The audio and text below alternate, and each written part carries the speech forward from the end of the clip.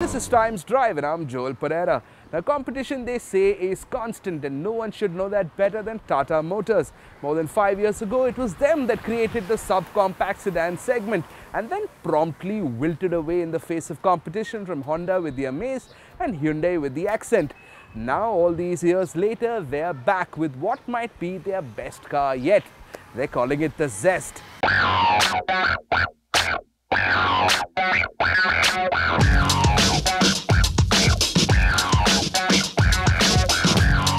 These cars occupy a strange place in the Indian car bazaar. They're oddly bargain basement considering the size and price, but won't feel like it when you're driving, because even though these are practical cars bought by practical people, Honda, Hyundai and now Tata have ensured that these cars have the right amount of funk.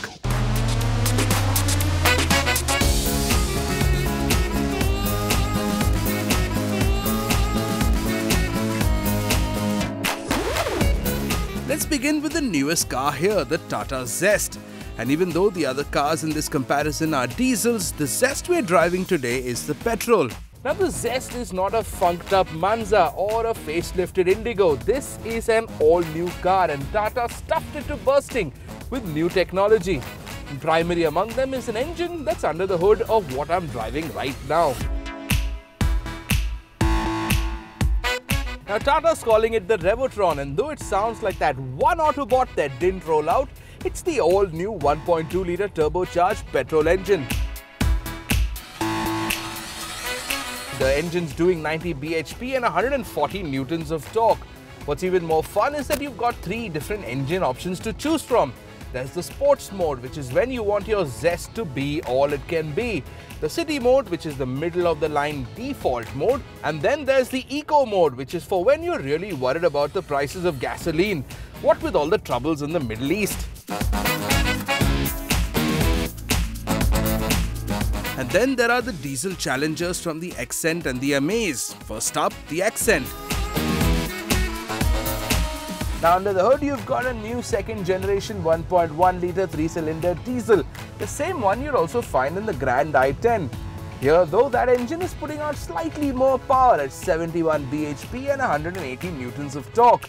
This is not a car that will allow you to blaze through traffic lights, yet it's really responsible and drivable at low speeds, like in the city, which is where both these cars find themselves in their natural habitat. There are a few things that drive better than a small diesel while in traffic, and in this Hyundai there's no sudden jump in the mid-range and power builds all the way up to about 4000 RPMs, which is where this car hits a wall. Problem is that the Accent loses all of its verve when you want it to go faster. This is not a car that will respond at the push of an accelerator pedal. If you are out on the highway, you really need to plan that overtake, working that gearbox and squeezing out every last drop of torque. But then if you're looking for the best performing engine in this category, look no further than the Honda Amaze.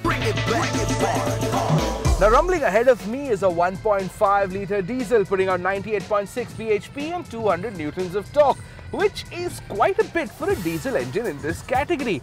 As with other Honda engines, this one's an absolute peach. Slip the car into gear and the Amaze will zip forward. Power delivery is as flat as a well-made dosa, so you've got no sudden surges or turbo kicks. Now, we've been driving this car on the highway as well as in the city, and for those of you who don't know, it can be an absolute nightmare.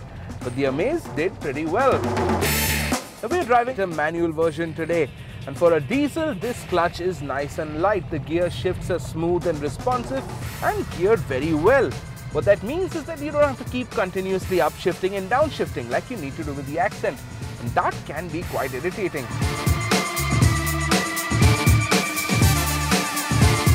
As far as ride and handling are concerned, there really is no contest. The Tata Zest is the best.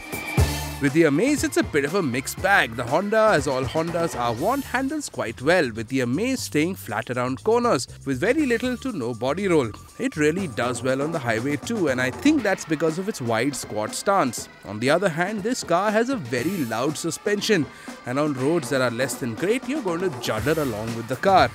And then the noise. The Earth Dreams might be a powerful, responsive engine, but it is loud, like full-on clatter. The Hyundai fares the worst over here. Sure, the handling is better than most other smaller Hyundais out there, but then that's only when you're driving in the city. On the highway, crosswinds can be scary and corners a little terrifying. Conversely, where the Hyundai shines is ride. As with all Hyundais, the suspension is sprung soft, so ride feels cushy and nicely damped. And then there's the styling. The Tata Zest is the one that looks the freshest, considering it is brand new. On the other hand, both the Amaze and Accent are extensions of previously existing hatchbacks, and that makes them familiar to look at. Neither car is especially pretty, and with the Brio skinny tires, it does look a little awkward. However, the Accent isn't really a Miss Universe either, so here we'd say that we think the Zest has the best exterior design, but that is also because it is the newest. The newness of the Zest also makes its way to the insides as well. This is the best Tata cabin we've seen so far, modern, classy and spacious. There's the two-tone black and gunmetal trim to style up the dash, and the steering comes with audio controls for the stereo as well as the button for voice control. Plastic quality is on par with the competition, but there could have been a few more cubby holes and cup holders. The seats are well designed and comfortable, and the rear seat is almost the best in class, losing out only to the Honda Amaze for comfort. You're also getting climate control in the top-end model, but sadly no AC vents for the rear seat. And then there's the audio system, designed and developed by luxury audio house Harman Kardon. As you'd imagine, the 8-speaker system sounds fantastic, and you've got USB, Bluetooth, aux and SD card capacity, all controlled using one touchscreen. The Zest's interiors might be fresh and contemporary, but as far as quality and sheer amount of goodies are concerned, the Accent dropkicks the competition, especially if you spring for the top-end version.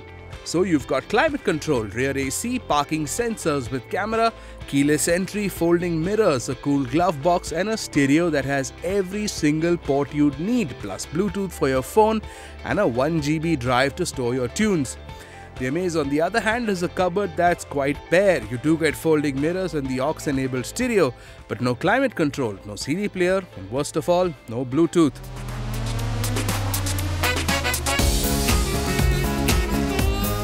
So what is it that you're looking for when you buy a car like this? You need frugal, decently powered engines, which all three cars have, great amounts of space and good amounts of equipment. As far as outright performance and handling is concerned, the Honda and the Tata are better cars compared to the Hyundai Accent. But if you are looking for a plush and feature-rich driving experience, look no further than the Hyundai. And then there's the price. Tata has launched an all-out price war with the Zest, pricing the low-end petrol at 4.6 lakh rupees, going all the way to 7 lakhs for the top-end diesel. The Accent begins its low-end petrol at 4.7 lakh, going up to 7.42 lakhs for the top-end diesel. The Amaze is the most expensive car in this bunch, with the low-end petrol starting at 5 lakhs, going all the way up to 7.49 lakhs for the diesel. The Tata Zest might be great value for money, but what's really going to turn things around for Tata Motors is for them to create the ultimate customer experience. We're moving on now to all the other news from Planet Auto. India's only fully electric car, the Mahindra E2O, gets a premium variant with quite a few more features over the previous car. The new variant will get electric power steering, which should make life easier in the city, but the biggest add-on is the extended range. The premium E2O will get an extended range of 40 km over the 80 km range in the previous car. Features carried forward from the older version include the touchscreen infotainment system, reversing camera and electronically adjustable wing mirrors. Price? 5.72 lakhs ex-showroom Mumbai. After a few disappointing years, Honda's back with a bang following the overwhelming success of the 1.5-litre ID.Tech engine in India. As of this week, the company claims to have sold more than 1 lakh cars equipped with this engine. Based on Honda's Earthstreams technology, the 1.5-litre ID.Tech engine was developed for India's hostile driving conditions, and this lightweight engine achieves greater cooling and fuel efficiency. Honda's ID.Tech engine is available in the Amaze sedan, the 4th generation Honda City, and the Mobilio, which was introduced earlier this month.